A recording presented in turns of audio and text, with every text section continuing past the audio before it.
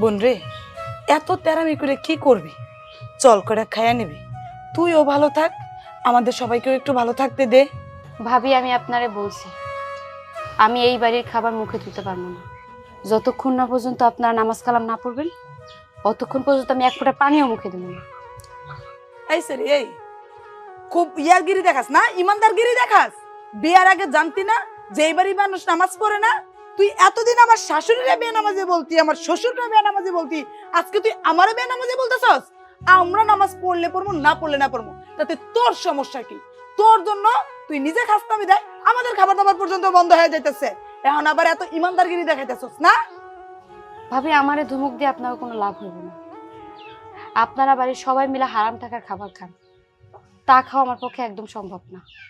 আপনারা নামাজ পড়েন না, রোজা রাখেন না, পরের টাকা মাইরা খান। এই পরিবারে আমার বিয়ে হয়ে পড়েছে, যদি আমি আগে জানতাম আমি কখনো এই বাড়ির বউ হয়ে আসতাম না। এই তুই কি মনে করস আমি খুব শখ কইরা আদর কইরা তোর এখানে খাওয়াইতে আসছি? একদমই না। নিহাতি আমার ছোট দেবরটারে আমি অনেক ভালোবাসি, অনেক আদর যত্ন করি, সেই জন্য তার অনুরোধে তোর কাছে আসছি। এখন যদি তুই না খাস না, আমার দেবর যে গার্তেরা তোরা যখন তক্তার উপর তক্তা দিয়ে সেচবো, তখন ঘরে একটা গ্যাঞ্জাম লাগবো। সেই গ্যাঞ্জামের চুলটা আমরা না আবার না খাইয়ে থাকতে হয়, হেল লাগা তোরা খাইতে কইছি। আয় ভালো, এখনো কই খাইলো আয়। আমি যা একবার কই সেই কথা ফেরত নেই না। খুব নামাজ দেখাইতেছস না, খুব ইমানদারগিরি দেখাইতেছস, তোর ইমানদারগিরি বাইর করতেছি। আম্মা, আম্মা কই আপনি? কি হয়েছে, ডাকতেছো কেন? কি আর হওয়ার বাকি আছে? এখন তো মনে হইতেছে এরকম একটা বাড়িতে না থাকিয়া একটা মাটির গর্ত করেন, মাটির ভিতরে গিয়ে একটা সংসার পাতি আপনার এই ছোট বলার বউর জন্য। আরে কি বলছে সেইটা তো বলবা। কি আর বলবো, এই যে আপনার নামাজি বউ কি বলছে জানেন? এতদিন আপনারা বেনামাজি কইতো, আপনি নামাজ কালাম পড়েন না, বেনামাজি বলতেই পারে, তাতে আমার কোনো সমস্যা নেই। আমার শ্বশুরে বেনামাজি বলছে, আমার শ্বশুর নামাজ কালাম পড়ে না, তারাও বেনামাজি বলতে পারে, সেইটাও আমার কিছু যায় আসে না। আমার জামাইরে পর্যন্ত সে বেনামাজি বলতো, তাতেও আমার কিছু যায় আসে না, কারণ সে রাজনীতি ফাজনীতি করে মিথ্যা টিথ্যা কথা বলে, নামাজও পড়ে না, তারাও বলতে পারে। কিন্তু তার কত বড় সাহস, সে এখন আমার বেনামাজি বলছে। তার সাহসটা আপনি চিন্তা করছেন? সেই সাথে আরো কি বলছে জানেন? কি বলছে? আমরা নাকি হারাম খাই, পরের টাকা মাইরা খাই। কি? এই 2 দিনের বইটা কি ভাতের কও অন্য? হ্যাঁ, 2 দিন ধরে এই বাড়িতে বউ হয়ে আসতে না আসতে কে নামাজ পড়ে না, কে কি করে না, এইসব চিন্তা মাথায় ঢুকছে। এই আমরা হারাম খাই, কোথা থেকে হারাম খাই, কিসের জন্য হারাম খাই, কোন কারণে সেটা আমারে বলো। কেন আপনারা নতুন করে কইতে হইব কেন? আপনি কি জানেন না, এই যে আমাগো আলমগীর ভাই, তার বাজারের সাইডে অল্প একটু জমি ছিল, মাত্র 1.5 কাঠা। সেই 1.5 কাঠার সম্পত্তির লোভ আপনারা সামলাইতে পারেন না, সেইটুকু আপনারা দখল দিয়ে খান। আর তাছাড়া তো বাজারে অনেক লোককে আপনারা হাত তুলছেন, বাজারে দোকান পর্যন্ত দিতে দেন না। এগুলো কি নির্যাতন না? আর তাছাড়াও আপনাদের দুজনের কি বেশভূষা, মহিলাকেও পর্দা করা আল্লাহ তাআলা ফরজ করছেন। আপনারা অনেক ভালো করে জানেন, মুসলমান ঘরের সন্তান হয়ে, মুসলমান ঘরের মাইয়া হইয়া আপনারা নামাজ কালাম পড়েন না, রোজা রাখেন না, মাথায় কাপড় দেন না, পর্দা করেন না। আপনাকে ঘরের খাবার খাইলে আমার গলা দিয়ে নামবো না, এইসব হারাম খাবার আমি খাইতে চাই না। আর তাছাড়া অনেকের জমি তো আপনারা দখল করে খান। এই যে বাজার করতে যান, কোনোদিন কি বাজার কি টাকা দিয়ে কিনে নিয়ে আসেন? আমার তো মনে হয় না। বাজারে যতগুলো ব্যবসায়ী আছে, যত বাজার আনেন, টাকা তো দেন না। যদি টাকা চায় তাকে গায়ে হাত তোলেন আপনারা। এই যে প্রতিদিন এই বাড়িতে যে মাছগুলো আসে, এই মাছগুলো কই থেকে আসে? এই যে আমাকে বাড়ির সামনে যে বিল, এই বিল অনেক মানুষের সম্পত্তি আছে, তাগো কিনা আপনারা মাছ চাষ করে খাইতে দেন না, কিন্তু নিজেরা ঠিকই মাছ চাষ করে সেই মাছগুলো বাড়িতে এনে কাইটে রান্নে সুন্দর করে খান। কিন্তু আসলে কি এটা হালাল? এগুলো তো সব হারাম খাবার। আর এই হারাম খাবার আমার গলা দিয়ে ঢুকবো না। তাই যতক্ষণ না পর্যন্ত আপনারা ভালো হইবেন, নামাজ কালাম না পড়বেন, অতক্ষণ পর্যন্ত আমি এই বাড়ির কোনো খাবার মুখে নেব না। তুমি খাইলে খাইলে, না খাইলে না খাইলে, তাতে আমাদের কিচ্ছু যায় আসে না। ওই যে কথাই আছে না, জোর যার মূল্যক তার। আমাকে ক্ষমতা আছে তাই আমরা এইভাবে কাইরে সাইডে খাই, তোমাদের তো সেইটাও নাই। আর এইখানে এসে 2 দিনে তুমি এত উপদেশ কোথা থেকে শিখছো যে এত উপদেশ দাও? আর এইটা হচ্ছে রাজনীতি, পলিটিক্স, পলিটিক্স, সেইটা তোমার বোঝার ক্ষমতা নেই। অতএব চুপ করে থাকো, আমরা যেভাবে বলি ঠিক সেইভাবে চলো। আর যদি বেশি বাড়াবাড়ি করো না, তাহলে এই যে এখানে চুপ করে বসে আছো না, এখানে বসে থাকতেও পারবা না। আপনারা আমার সাথে যতই খারাপ ব্যবহার করেন, আমি আমার কথায় অটল। আমি যতক্ষণ না পর্যন্ত এই বাড়িতে আপনারা নামাজ কালাম না পড়বেন, পর্দার সহিত না চলবেন, অতক্ষণ পর্যন্ত এখানেই বসে থাকবো, একটা দানা পানিও আমি মুখে দেবো না। আম্মা আমি 100% শিওর, 100% শিওর এই মাইয়া আমগরে ফাঁসানোর লাগে এই বাড়িতে বউই আইছে। এখন না খাইয়া দেয়া অনশন ডেকে একটা উসিলা পাইছে, নামাজ না পড়লে আমি খামু না। এই উসিলা দিলে না খাইয়া এনে বৈশাখ থাইকা শুকাইতে শুকাইতে শুকাইতে শুকাইতে মরবো। এরপরে পুলিশ এসে আমাদেরকে কুমুরে দড়ি দিয়ে জালে নিয়ে যাবো, আমাদেরকে ফাঁসিতে ঝুলাইবো। ওই মতলবে এখানে আইছে। একদম ঠিক কথা কইছ। হ্যাঁ দাঁড়া, আজকের মজা দেখাইতেছি। ভাই ওই বাড়ি থাকবো না আমরা এই বাড়ি থাকবো। যাও তুমি ঘরে যাও, তোমার শ্বশুর আসবে, আমি আবার খাওয়া দাওয়ার ব্যবস্থা করতেছি। ঠিক আছে। টং আল্লাহ, হ্যাঁ মধ্যে কি তুমি হেদায়েত দিবা না? ও তুমি আইছো? বাড়িতে তো সেই ভূমিকম্প শুরু হয়ে গেছে। আস্তে ভূমিকম্প? ছাদটাত কি ভাঙিয়া পড়ছে? ভাঙবো কেন, একটু পরে ভাঙবো। ওই যে তোমার ছোট বৌমা, সে কি বলতেছে শুনবা? হ্যাঁ বলতেছে তুমি নামাজ পড়ো না, হ্যাঁ। আমি নামাজ পড়ি না, আমার বাড়ি যারা যারা আছে কেউ নামাজ পড়ে না, আমাদের হাতে আমরা যা রান্না বান্না করি উনি সেটা মুখে তুলবেন না, মানে খাবেন না। কি এত বড় সাহস? তারপর কি কইছে? তারপর কি কইছে শুনবা? তুমি নাকি মানুষের জায়গা জবরদখল করে খাও, মারামারি কাটাকাটি করো, আবার বাজারে যত দোকানদার আছে তাদের থেকে জোর জবরদস্তি করে সবকিছু নিয়ে আসো। কি এত বড় কথা কইছে ওই ছোট লোকের মাইয়া? এত বড় কথা, এত বড় সাহস ওর?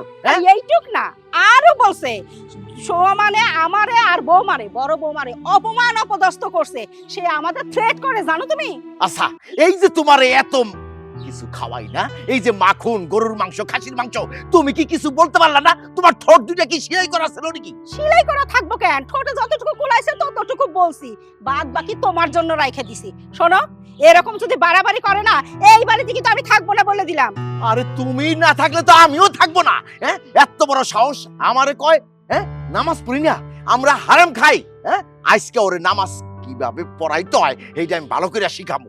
হারাম হালাল কিভাবে খায় ওইটাও শিখাম। চলো চলো আসো, আজকে স্পান নাইলে ওসপান। এই যে ছোট বৌমা, কি তুমি বলে না খাই আসো? হ্যাঁ তুমি বলে কইছো যে আমি নামাজ পড়ি না? হ্যাঁ এগুলা কেন কইছো, কেন কইছো এগুলা? আব্বা, যেটা সত্য সেটাই বলছি, আপনি তো নামাজ পড়েন না। High high high high high high high, এই ঠাডা পড়া মিথ্যা কথা। এই নামাজ না পড়লে এটা কি, এইটা কি? আব্বা, মাথায় টুপি পরেন আপনি ঠিকই, কিন্তু আমি কোনোদিনও দেখি নাই আপনি এক ওয়াক্ত নামাজ পড়েন। দেখছো দেখছো, তোমার সামনে এরকম করতেছে, তাহলে আমাদের সাথে কেমন ব্যবহার করছে? হাই হাই হাই হাই, ঘরের মানুষ যদি এইভাবে যদি বাইন্দা দেয় তাহলে মানুষ কি কইব? মানুষ কি কইব? মাহফুজ, আই সূর্য, আই মাহফুজ, সূর্য, আরে গেলি কোথায় তোরা? হাই হাই হাই, আমার মান ইজ্জত সব শেষ, আমার মান ইজ্জত শেষ। কি হইছে বা? লাফাইতেছি কে? আর একটু পর তো আমি আকাশে উইটা যাব রাগের চোটে। কি হলো?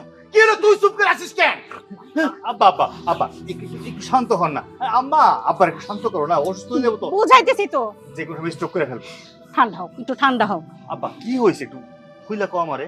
আমার কাছে কি শুনতেছিস? হ্যাঁ আরে ছোট বৌমা কইছে নাকি আমি নামাজ পড়ি না, আরো কইছে আমরা নাকি হারাম খাই। হাই হাই হাই, ঘরের ইন্দুর যদি পান কাটে সেই পান কি রক্ষা করা যায়? হ্যাঁ কম। আব্বার তুমি এই কথা কইছো কেন? আমি যেটা কইছি একদম ঠিক কথা কইছি। এই বাড়ির কেউ নামাজ কালাম পড়েন না, মুসলমান ঘরের সন্তান আপনারা, আপনাকে কি নামাজ পড়ার প্রয়োজন নাই? আল্লাহরে কি আপনারা ভয় করেন না? আব্বা এই যে লেবাস পইরা আছে, মাথায় টুপি দিছে, সবাই জানে সে 5 ওয়াক্ত নামাজ পড়ে।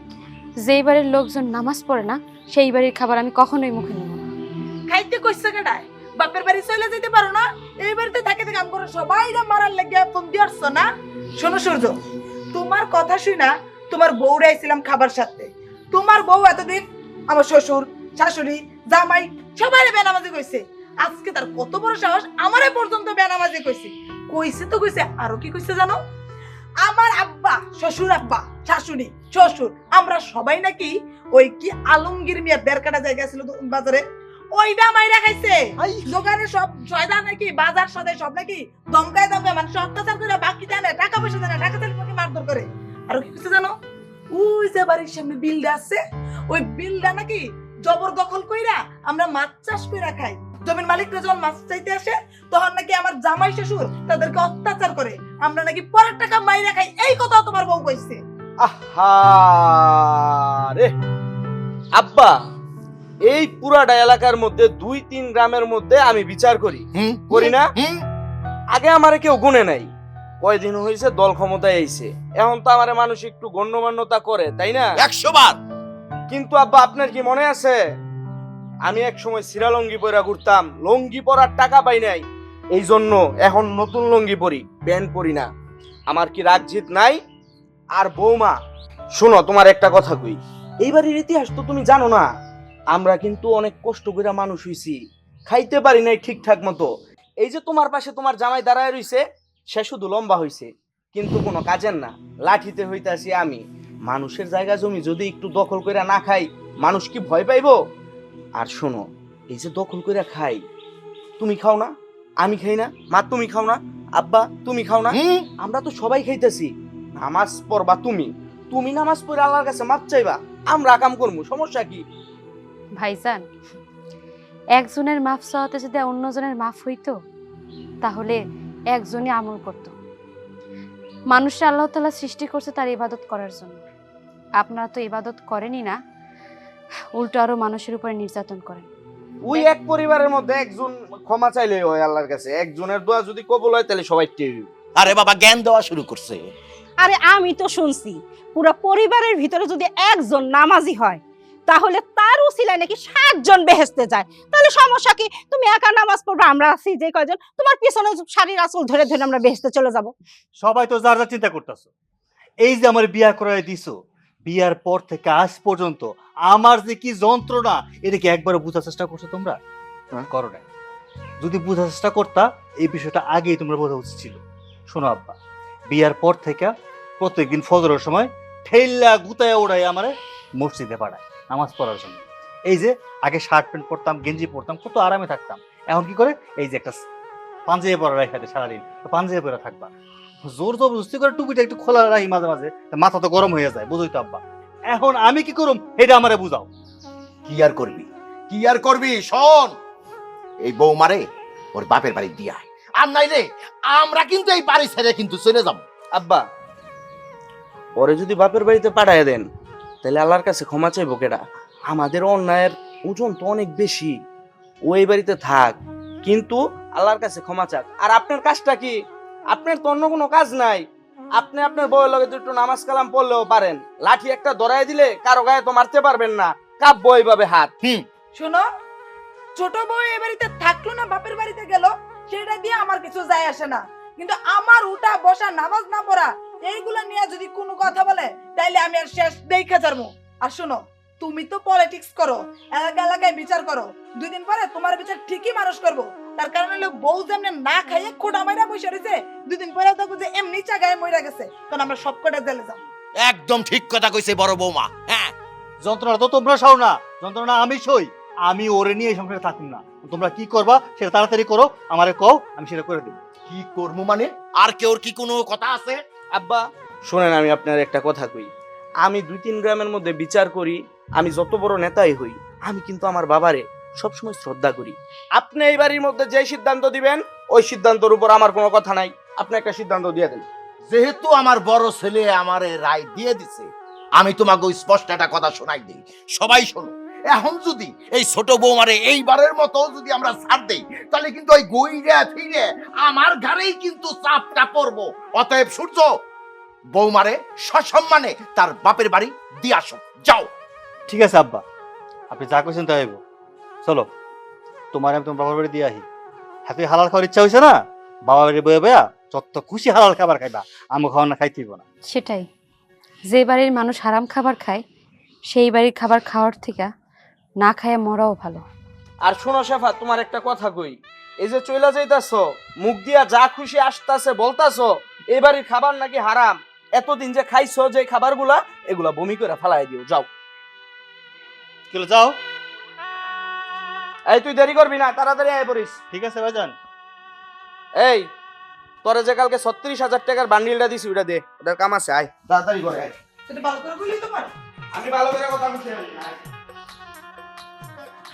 ছোট বৌমা তো চলে গেল, এখন ছোট বৌমার রুমটা আমরা দখল করব, কারণ আমাকে যে রুম দরজা ফাঁকা, ছোট বৌমার রুমটা খুব ভালো আটকানো। তোমার ঢং দেখে বাসি না, বুড়া কালে ভীমরতিতে ধরছে।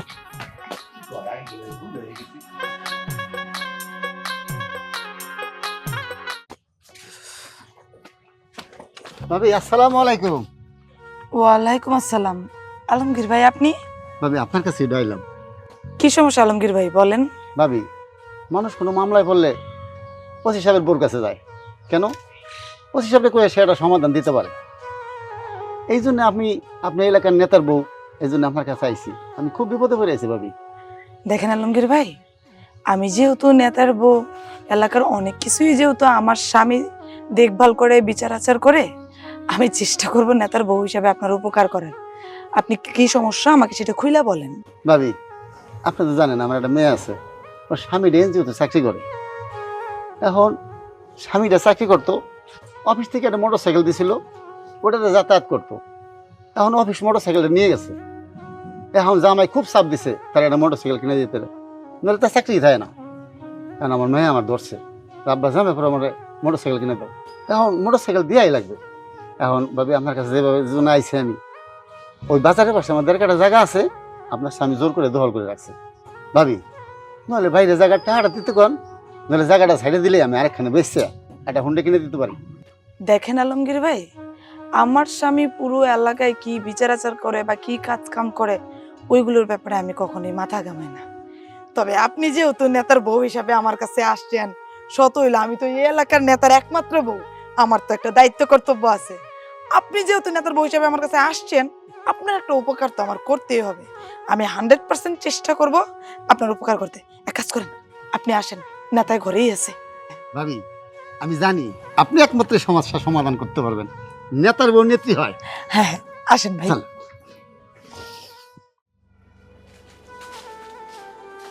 আব্বা আসসালামু আলাইকুম। ওয়ালাইকুম সালাম। জামাই বাবাজি কেমন আছো? এই তো যেমন রাখছেন, আর আপনার মেয়ে আমগরে যেমন রাখছে। আপনার মেয়ে যা শুরু করছে, ভালো থাকার আর কোনো জায়গা নাই। কেন কি হয়েছে? কি আর হইব, আপনার মেয়ে আমারও তো সবসময় জ্বালাই যে নাই কইলাম। ইদানিং আমার আব্বারে, আমার মা রে, আমার ভাই রে, আমার ভাবি রে যা নয় তাই বলে। আমরা নাকি নামাজ পড়ি না, আমরা ইমান আমলের পথে চলি না, হারাম হালাল বাইসা খাই না, এইসব দিয়ে নানান ধরনের কথাবার্তা। আমার আব্বা সাফ সাফ করে দিছে আপনার মেয়েরে আপনার বাড়িতে দিয়ে দিতে, তাই নিয়ে এলাম। বাবাজি আমার মেয়ে তো খারাপ কিছু কয় নাই, ভালো কথাই কইছে। আর এমন কোনো শিক্ষা আমি আমার মায়ের দেই নাই যে শ্বশুর শাশুড়ির সাথে বেয়াদবি করবো। কিরে শেফা কি হয়েছে কত? আব্বা, আপনি যখন আমার ওই বাড়িতে বিয়া দিছিলেন, তখন তো আমি জানতাম হ্যাগো বাড়ির সবাই 5 ওয়াক্ত নামাজ পড়ে, এমনকি তারা সবাই ধার্মিক, বাড়ির বউরাও পড়তে পারে। কিন্তু আমি ওই বাড়িতে যাই দেখি সম্পূর্ণই উল্টা, কেউ 1 ওয়াক্ত নামাজ পড়ে না, সবাই বেনামাজি। আর তাছাড়াও তারা হারাম হালাল বাইসা খায় না। সেই বাড়ির খাবার আমি কেমনে খাই? আমিও যদি তাদের সাথে সে একই খাবার খাই, তাহলে তো আমি একই পাপের স্বামী হই। আমি যখন ফজরের নামাজ পড়তে চাই, আমি আমার স্বামীরে, শ্বশুরে, শাশুড়িরে, আমার ভাসুরের বউরে সবাইরে নামাজ পড়তে ডাকি, কিন্তু কেউ নামাজ পড়ে না। আমি তাদের অনুরোধ পর্যন্ত করছি যে আপনারা নামাজ কালাম পড়েন, কিন্তু তারা কেউ আমার কথা শোনে না। আর আমি ওই বাড়িতে যাওয়ার পরে আরো অনেক কিছু দেখছি। তারা মানুষের টাকা, মানুষের হক সবকিছু মাইরা খায়, মানুষের নির্যাতন করে, মানুষের জমি দখল করে খায়। এগুলো কি ইসলামে হালাল? আমার তো মনে হয় না। আল্লাহ তাআলা সবকিছুতে হালাল হারাম বাইসা খাইতে বলছে, কিন্তু তারা কোনোটাই মানে না। তারা শুধু নামধারী মুসলিম, কামে মুসলমান না। তাই আমি কইছিলাম আপনারা যদি নামাজ পড়তে পারেন তাইলে আপনার বাড়ির খাবার খামো, নাহলে আপনাকে বাড়ির খাবার খামো না। আব্বা আপনি তো জানেন আমার বড় ভাইজন রাজনীতিবিদ, সে রাজনীতি করে, সে রাজনীতি করতে গিয়ে এলাকায় একটু প্রভাব খাটায়, এলাকার মানুষ একটু তার ভয় পায় যেন সে সেইভাবে চলাফেরা করে। কিন্তু আপনারা সবাই জানতেন, জানেন শুনি তো আমাদের কাছে বিয়ে দিয়েছেন, তাই না? এখন আপনার মাইয়া এইসব কথা নিয়ে আমাদের পরিবারকে নানান ধরনের কথা শোনায়। এখন আমার পরিবার কিন্তু এই কথা শুনতে তারা নারাজ, তারা এই কথা শুনতে চাচ্ছে না। এই জন্য আপনার মায়ের আপনার বাড়িতে পাঠা দিচ্ছে, সে এই বাড়িতে থাকবে। আমি তার এই বাড়ি দেখাই চাইছি। বাবাজি, আমার মাইয়া তো খারাপ কিছু কয় নাই, ভালো কথা বলছে। আর আমার মায়ের আমি এমন কোনো শিক্ষা দেই নাই যে শ্বশুর শাশুড়ির সাথে খারাপ ব্যবহার করবে। ঠিক আছে, তুমি যেহেতু আমার মাইয়ারে লই আইছো, এই বাড়িতে রাইখাই যাইবা, রাইখা যাও। যেদিন মনে হইব যে তোমরা নামাজ রোজা করছো, হালাল হারাম পয়সা খাইবা, তাইলে আইসা নিয়ে যাই। ঠিক আছে, তাহলে রেখে গেলাম। আসসালামু আলাইকুম। ওয়ালাইকুম সালাম। চল মা, ঘরে চল। আপনি ভিতরে যান, আমি একটু এখানে বসি। আচ্ছা ঠিক আছে।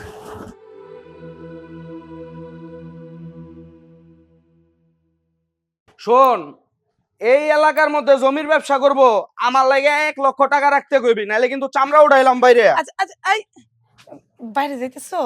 এই ফোন রাখ। হ্যাঁ রাখ। হ্যাঁ শোনো না, বলছিলাম কি, আলমগীর ভাই আসছে একটা বিপদে পড়ে আমার কাছে।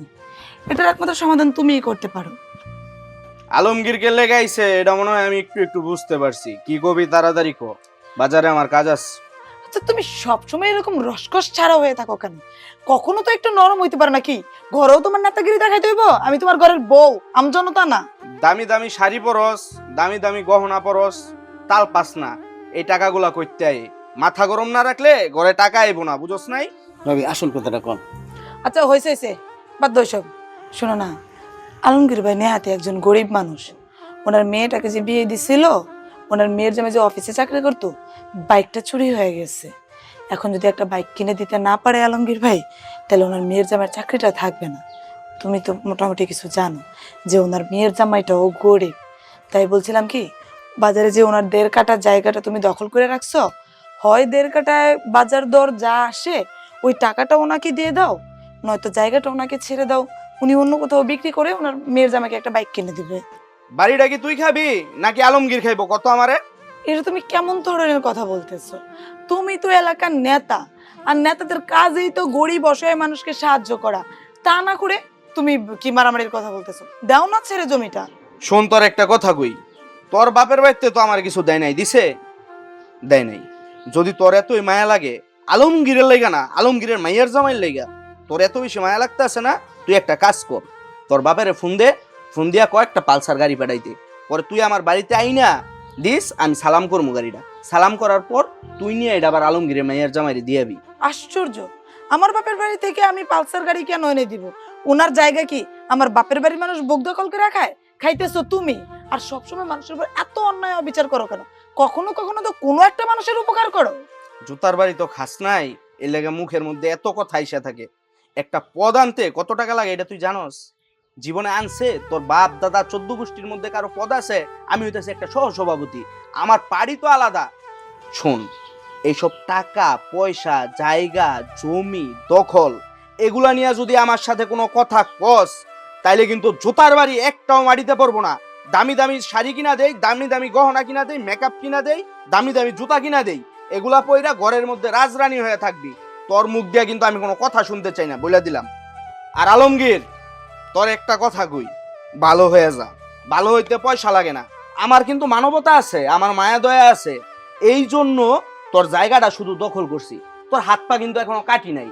যদি আমার মায়া দয়া না থাকতো, মানবতা না থাকতো, তোর হাত পা কাইটটা তারপরে তোর 4 রাস্তার মোড়ে ভিক্ষা করাইতাম। আর ওই ভিক্ষার টাকা সারাদিন যা কামাইতে, ওগুলা দিয়ে আমি চা পান বিড়ি সিগারেট এগুলা খাইতাম। তোর কাজ হইতাছে কি এখন জানোস? তোর আমি একটা কাজ দিমু, তুই ও মাগো কইয়া চেখাই দিয়ে আনতে একটা দৌড় দিবি, দৌড় দে। ও মাগো। কি ম্যাডাম জননেত্রী, আপনি কেন দাঁড়ায় আছেন? আপনিও একটা দৌড় দেন, দৌড় দেন, নাহলে বাটাম দিমু, দৌড় দে। যত সব, দৌড় দিতে যাবো। কত বড় সাহস! আমার পকেট থেকে মানুষ 10টা টাকা বার করতে পারে না, আর ওই হারাইছে জমির টাকা নেওয়ার লাইগা আবার ও মাইয়ার জামাইরে হুন্ডা কিনা দিব। আরে বাপ রে বাপ! কি হইলো রে আমার? আমার একটাই মাত্র মেয়ে মরে গেছে। আল্লাহ, তুমি দুনিয়াতে কি দেখাইলে আমার? আল্লাহ, কান্নাকাটি করেন না কাকা, কান্নাকাটি করে আর কি হইব? আপারে অন লাস্ট টাইম না মাটি দেওয়ার ব্যবস্থা করেন। এই বাবুর কি হয়েছে? আমার মেয়েটা মরে গেছে ভাই। কি মেয়েটা মরে গেছে? এই ফারুক, বাবুর মেয়ে মরলো কেমনে? বিষ খেয়ে মারা গেছে। বিষ খাইছে? আরে বিষ খাইছি কেন? বিশ কাছে কেমন নেন? আমার মেয়ের জামাই একটা হুন্ডা চাইছিল, এই হুন্ডাটা দিতে পারি না, বিষ খেয়ে মারা গেছে আমার মেয়ে। এই জন্যই মাইয়া বিয়া দেওয়ার সময় ভালো করে খোঁজ খবর নিতে হয় পোলার। ওই পোলা তো ভালো না। পোলার দোষ না, দোষ হইছে মাহফুজ ভাইয়ের। আমার পোলার দোষ? এই ফারুক, তুমি কি কইতেছো? একটু খুইলে কও তো। হ্যাঁ, ওই যে বাজারের মধ্যে 1.5 কাঠা জমিন মাহফুজ ভাই তো আটকায় রাখছিল, টাকা চাইছিল ওই জমিটা বিক্রি কইরা ওর মায়া জামাইরে বাইক কিনা দিব, ওইটা দিতে পারেনি দেখেই তো কাকার মায়াটা মারা গেছে। আরে আচ্ছা আমি মানলাম, নাইলে ওই জমিটা বিক্রি করতে পারে নাই, কিন্তু ওই জামাই বা কোন ধরনের? একটা মোটর সাইকেলের জন্য বউরে যে অত্যাচার করে, এখন যে মাইয়াটা মরলো, এখন ওই জামাই রে এখন জেলে ঢুকাও। ওই জামাইরে কেন জেলে ঢুকাইবো? জেলে ঢুকাইতে হইলে আপনাদেরকে ঢুকানো দরকার। কাকা চলেন তো, এই খুনি করলো কেন? দাঁড়া থেকে কথা কয়ে লাভ নাই। খুনি, পেশাদার খুনি। এর পোলার লেগে আমার মেয়ে খুন হয়েছে, মনে রাখেন একটা কথা। এই কোন ফেসাদে পড়লাম? থাকতে চাই শান্তিতে, খালি অশান্তি খালি মাথার মধ্যে আইসা ঢুকে। ভাবি, ও ভাবি, ভাবি। এই কি হইছে? এরকম সারের মতো চিল্লাইতেছিস কেন? চিল্লাবো না, সে কখন থেকে ডাকতেছি, টেবিলে কোনো খাবার নেই, আমার খিদে লাগছে, খাবার দাও। চাই নিজের হাতে নিয়ে খা, আমি কেন দিতে যাবো? এটা কোন ধরনের কথা? তুমি বিয়ের পর থেকে কোনোদিন দেখছো আমি নিজের হাতে নিয়ে খাইতে? এতদিন তোমার বউ ছিল, তোমার বউ তোমার খাওয়ান বেড়ে দিছে, এখন যেহেতু তোমার বউ নাই, তোমার খাবারটা তোমারই বাইরে খাইতে হবো। আমি তোমার ভাত বাড়া তো দূরের কথা, এক গ্লাস পানি বাইরেও দিতে পারবো না খাওয়ার জন্য। আমার বউর সাথে খাবারের কি তুলনা? আর বউ তো আমি খাদাই নাই, বউ তো তোমরাই খাদাইছো। তোমরা কইছো তুমি উল্টা পাল্টা কথা কয়, তুমি নামাজ পড়ার কথা কয়, তোমরা খারাপ কথা কয়, এই জন্য তোমরা বউর রাখতে চেয়েছো না। এখন তোমরা আমার সামান্য খাবারটা বাইরে দিতে পারবা না, এটা মেনে নিতে পারো না। ও, যত দোষ নন্দ ঘোষ। এখন আমাদের দোষে যে তোমার বউর এই বাড়ি থেকে বাইর করে দিছি, তখন তুমি কি বলছিলা তোমার বাপ ভাই মার সামনে যে বিয়ার পর থেকে নাকি তোমার প্যান্ট পরে রাখে, পাঞ্জাবি পরে রাখে, শার্ট পরতে দেন আর টুপি পরে রাখে, অসহ্য হয়ে থাকে। তুমিই তো আগে তোমার বউরে বাইর করছো, এখন আমাদের দোষ দিচ্ছ কেন? শোনো, তোমার বউ, তোমার সংসার, তোমার জীবন, তোমারটা তুমি বুঝবা। তোমারে আমি এক গ্লাস পানি বেরো দেবো না খাওয়ার জন্য। তোমার জীবন তুমি যেমনি মন চায় এমনি চালাও। দেখো ভাবি, তুমি কি কইলা? আমার সংসার আর তোমার সংসার মানে? আমরা দুইটা মাত্র ভাই, আমগো সংসার কখনো আলাদা হয় নাই। তুমি পরের মাই আইছো আমগো দুই ভাই আলাদা করার লাইগা, আমি বুঝতে পারছি। এই তো শুরু হয়েছে, এই শুরু হয়েছে আমগো সংসারে আগুন জ্বালানো। তুমি ইচ্ছা কইরা আমগো দুই ভাইয়ের মধ্যে ফাটল ধরে দেছো, আমি দেখতেছি। মা, মা। কিরে কি হয়েছে? ডাকোস কেন? কি হবে? সকাল থেকে কোনো খাবার দাবার পাইনি আমি। আমি ভাবিকে বললাম আমাকে খাবার দিতে, সে বলে নিজের হাতে নিয়ে খা। ও খারাপ তো কিছু বলে নাই, নিজের হাতে নিয়ে খেলে সমস্যাটা কি? মহাভারত কি অশুদ্ধ হয়ে যাবে? এইটা আমি কি দেখতাছি? হ্যাঁ, ভাবি কইলো এক কথা, ওইটা মানে নিলাম পরের মাইয়া। তুমি আমার মা হই আমার কথা কি কইলা? আমি নিজের হাতে নিয়ে খামু। বুঝতে পারছি, সব তোমার প্ল্যান প্রোগ্রাম করা ছিল।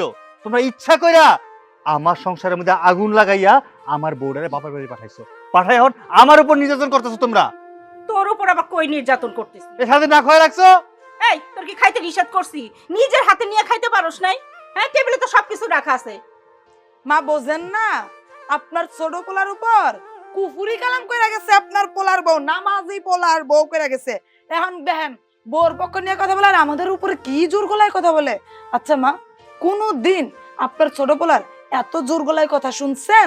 আর এখন দেখেন কথা কথাতে 1 কিলোমিটার দূরে থেকে ওর গলা শোনা যায়।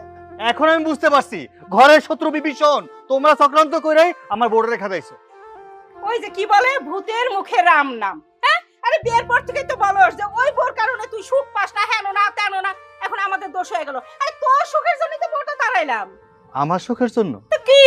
আরে তোর বউ তো প্রতিদিনই বলে আমরা নামাজ পড়ি না, আমরা হালাল খাই না, আমরা হারাম খাই, আমরা মিথ্যা কথা বলি, আমরা মারামারি করি। এই জন্যই তো তোর বউরে তাড়ান হলো, আর তুই তো সাথে সাথে সাই দিবি। আর এখন তুই অন্য কথা বলতেছস না আমরা তোর বউরে তাড়াই দিছি। কমু না কেন? আমার খিদে লাগছে, খাওন চাইছি, তোমরা খাওন দিতে পারতেছো না, সামান্য এই কাজটুকু করতে পারতেছো না আমার জন্য, আমি কি কমু এখন? দেখছেন মা, দেখছেন আপনার পোলার গলার জোর দেখছেন? আমি নিশ্চিত আপনার পোলার বউ যাওয়ার আগে আপনার পোলারে কুফুরি কালাম তাবিজ তোমার কইরা রেখে গেছে, নয়তো সূর্য তো কোনোদিন জোর গলায় কথা কইতো না। আর এখন এত জোর গলায় কথা কইতেছে, হয়তো আমরা সম্মানই করতেছে না। হের গলার আওয়াজ 1 কিলোমিটার দূর থেকে শোনা যাবে মা। আরে ভাবি, সম্মান তো আমি করতেই চাই। আমার পেটে খিদা, সারাদিন না খেয়ে আছি, পেটের ভিতরে ইন্দুর চুচু করে দৌড়ে গেছে, আমি পারতাছি না। না পাইরা তোমাকে জোরে কথা কইতেছি, দয়া কইরা উল্টা পাল্টা কথা না কইয়া আমাকে একটা খাওন দাও। দিবা কি মা? তোর ভাত তুই হাত দা বাইরে খা, আমরা দিতে পারব না, কারণ আমাকে কাজ আছে সংসারে। বুঝছি, সব তোমার প্ল্যান প্রোগ্রাম ছিল, ঠিক আছে, আমি দেখতাছি।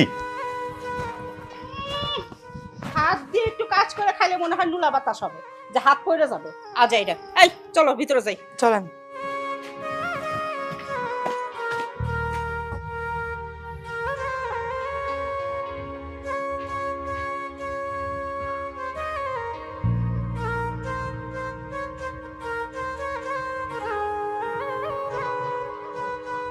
আব্বা, তোমার সাথে আমার কিছু কথা আছে। আমার সাথে কথা কওয়ার আগে আগে আমার কথা শুনালো। কি কও আব্বা? তোমার কথা মানে? তোমার আবার কি হলো? কি আর হইব, রাস্তায় আসার সময় আলমগীরের লগে দেখা হইলো। দেখলাম ফারুক আলমগীরে নিয়ে আসতেছে হাসপাতাল থেকে। আলমগীরের মাইয়া আত্মহত্যা করছে বিষ খাইয়ে। ওই আলমগীর, ওই যে আমগুলো ভাইজানের লগে ঝামেলা হইলো যে? আরে হ, কি কও আব্বা, বিষ খাইলো কেন? বিষ খাইলো কেন? আলমগীর চাইছিল যে ওই যে যেই জায়গাটা আমরা দখল করে রাখছি সেই জায়গাটা বেচে ওর মেয়ের জামাইরে মোটর সাইকেল দিবে, কিন্তু আলমগীর তো এখন ওই জায়গা বিক্রি করতে পারে নাই। তাই ওই মাইয়া মনের দুঃখে বিষ খাইছে। আব্বা কি কইতাছো? এ তো মহা ঝামেলা। মহা ঝামেলা কি সূর্য? অলরেডি আলমগীর আমারে হুমকি দিছে আমরা নাকি খুনি। ওর মাইয়ার এই মরার পিছনে বলে আমগো হাত আছে, আমগো জন্যই ওর মাইয়া বিষ খাইছে। কথা কিন্তু মিছা কয় নাই আব্বা, যা কইছে সত্যিই কইছে। আমার কিন্তু সত্যি সত্যি অনেক ভয় লাগতাছে। এখনো সময় আছে, সব দোষ স্বীকার করে আমরা ভালো হইয়াছি। কিন্তু আমি তো চিন্তা করতেছি এখন ওর মাইয়া যে বিষ খাইলো, আলমগীর যদি সত্যি সত্যি আমাগো নামে মামলা করে তাহলে তো সবগুলার ফাঁসি হইব রে। কথায় আছে না, পাপ কিন্তু বাপরেও ছাড়ে না। এই যে আমরা পাপ করতেছি, নামাজ রোজা করি না, আল্লাহরে ডাকি না, মানুষের জোর জবরদস্তি করে মানুষের জায়গা সম্পত্তি দখল করতেছি, এগুলো তো পাপ করতেছি। এই পাপের পাশে তো করণ লাগবে আব্বা। আব্বা আমি কই কি, ভাইজানরে বলো এই রাজনীতি বাদ দিয়া, এসব মানুষের কষ্ট না দিয়া ভালো পথে ফিরাইতে। এগুলো মানুষের অভিশাপ লাগবে আব্বা। হরে সূর্য, আমিও তাই চিন্তা করতেছি, আমাগো এইভাবে তো দিন চলবো না। মাহফুজ কই? মাহফুজরে সব বুঝায় কন লাগবো। আরেকটা বিষয় কই, এই যে ভাইজান এত বছর হলো বিয়া করছে, এখন পর্যন্ত একটা বাচ্চা কাচ্চা হইতেছে না। তুমি একবার ভাইবা দেখো তো, এটা কি অভিশাপের জায়গায় পড়ে না? হরে সূর্য, দিন দিন আমাগো সংসারে অশান্তি লাইগেই আছে। আজকে এই বিপদ, কালকে ওই বিপদ, পরশু ওই বিপদ, বিপদের বিপদ লাইগেই আছে। আর একটা জরুরি কথা কই, আমার সংসারে কিন্তু কারোর সাথে কারোর মিল নাই। তুমি দেখো আজকে মার সাথে আমার মিল নাই, ভাবির সাথে আমার মিল নাই, তোমার সাথে কারো মিল নাই। এরকমটা কেন হইতাছে? একবার বোঝার চেষ্টা করো আব্বা, আমাদের সংসারটা অশান্তির সংসার হয়ে গেছে। তার পিছনে কারণ আছে আব্বা, তার কারণ হচ্ছে একমাত্র আল্লাহ আমাকে উপরে রাজি খুশি নাই, আল্লাহ আমাকে উপরে নারাজ। সেই জন্য আমরা অশান্তির আগুনে ভুগতাছি। এখন কি করুম কত? আমার তো মাথায় কিছু ধরতেছে না। আব্বা সত্যি কথা কি জানো, আমগো এই সংসারটা পাপে ভরে গেছে, এই জন্য কারোর সাথে কারো মিল নাই।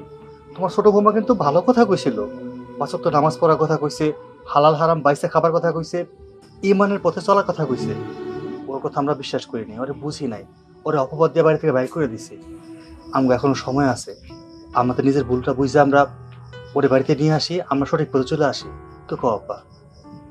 ঠিক আছে, মাহফুজ আসুক, ওর সাথে আমি নিরিবিলি কথা কই। এই তো ভাই জানাইছে। মাহফুজ, মাহফুজ, তোর সাথে তো আমার জরুরি কথা আছে। আরে ওই যে আলমগীর, ওর মাইয়া তো বিষ খাই আত্মহত্যা করছে। কেন করছে জানোস? ওই যে আমরা যেই জায়গাটা আলমগীরের দখল করে রাখছি সেই জায়গাটার জন্য ওর মাইয়া বিষ খাইছে। মানে আলমগীর তার মাইয়ার জামাইরে ওই জায়গাটা বিক্রি করে মোটর সাইকেল কিনা দিব সেই চিন্তাই ছিল, কিন্তু আমরা তো ওই জায়গা তো দখল করে রাখছি, মোটর সাইকেল তো কিনে দিতে পারে নাই। আলমগীরের মাইয়া সেই দুঃখে বিষ খাইয়ে আত্মহত্যা করছে। খালি এই না, আলমগীর আলমগীর তো সরাসরি আমারে হুমকি দিল, ওর মাইয়ার মরার পিছনে বলে আমরা দায়ী, আমরা বলে খুনি। এখন কি করুম? কিরে চুপ কইরা আসস কেন? ওই কি হইছে তোর? আব্বা আমি তো ভাইয়ার মন খারাপ কেন, কি হয়েছে ভাই? হয়েছে, আমার অনেক বড় একটা ক্ষতি হয়ে গেছে। ক্ষতি হয়ে গেছে? কি হইছে তাড়াতাড়ি কস না। আব্বা ধরেন আজকে থেকে আমার একটা হাত নাই। কি কস? আমি দেখতেছি তোর হাত। আচ্ছা মাহফুজ, এইভাবে ঘুরে গেলে না কইয়া একটু সরাসরি কত এমনি, কিন্তু মাথার মধ্যে অনেক চিন্তা।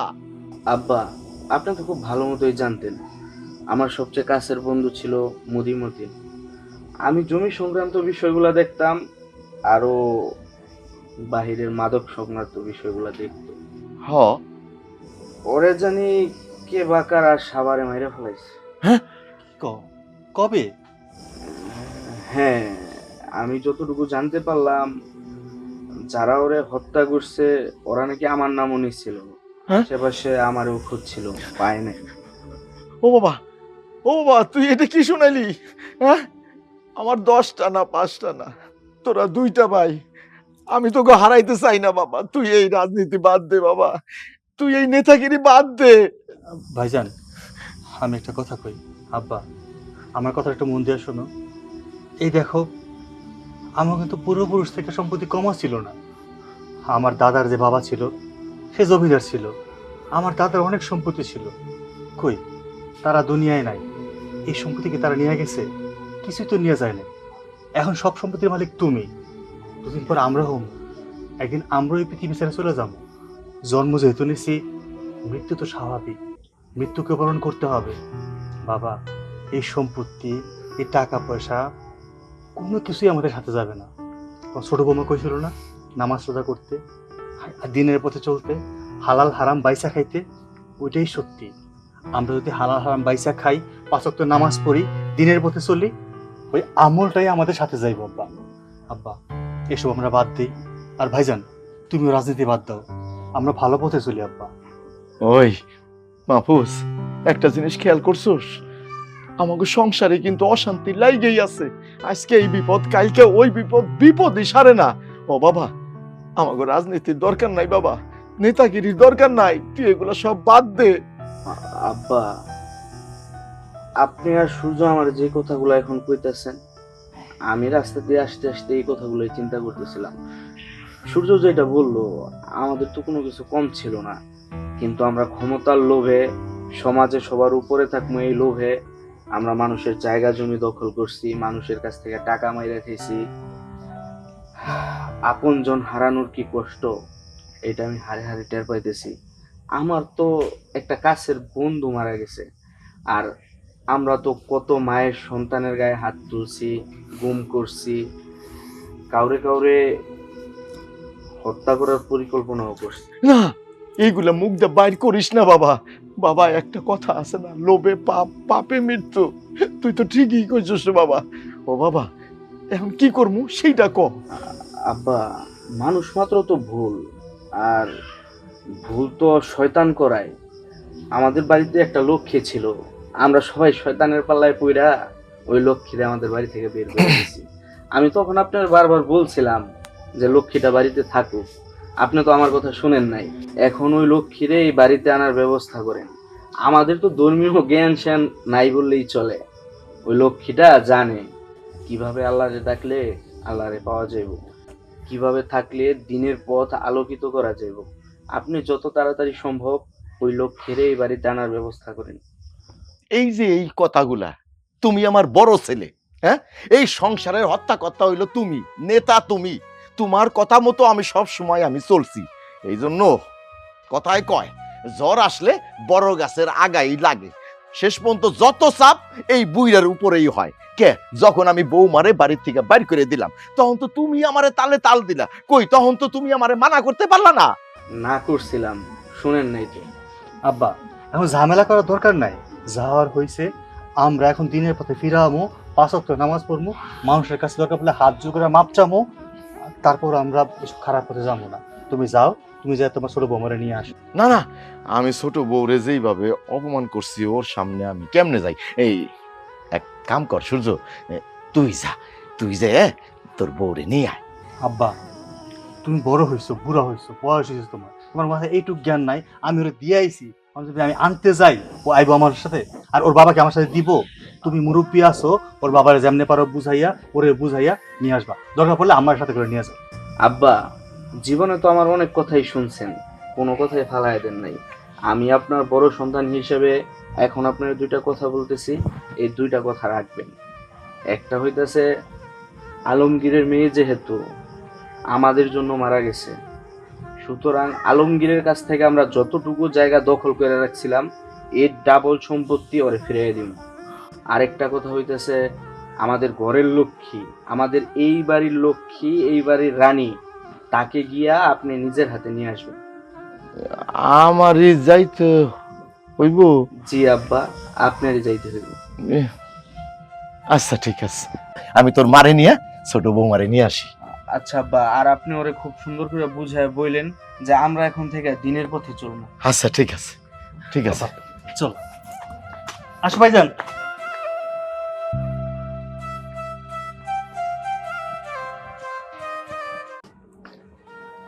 আসো আসো, এই তো বৌমার সঙ্গে দেখা হয়ে গেছে। আসসালামু আলাইকুম। ওয়ালাইকুম আসসালাম রাহমাতুল্লাহ। বৌমা তুমি কেমন আছো? জি ভালো আছি, আপনারা কেমন আছেন? আছি আলহামদুলিল্লাহ। বৌমা যেইভাবে আছো এইভাবেই চলো, তোমারে নেওয়ার জন্য আমরা আসছি। কোথায় যাব? কেন আমাদের বাসায়? হ্যাঁ, আমি তো আপনাদেরকে আগেই বলেছি, যতদিন না পর্যন্ত আম্মা ভাবি পর্দার সহিত না চলে, আপনারা সবাই মিলে 5 ওয়াক্ত নামাজ না পড়েন, ততদিন পর্যন্ত আমি ওই বাড়িতে যাব না। বৌমা, আমরা সিদ্ধান্ত নিছি, তুমি যেভাবে বলতেছো ঠিক সেভাবেই আমরা চলবো। আমরা 5 ওয়াক্ত নামাজ পড়বো, পর্দার সহিত চলাফেরা করব, হালাল খাবো, হারাম খাবো না। বৌমা, তাও তুমি আমাদের সাথে চলো। কি বলতেছেন এগুলা? আপনারা কি যেটা এখন বলতেছেন এটা কি সত্যি?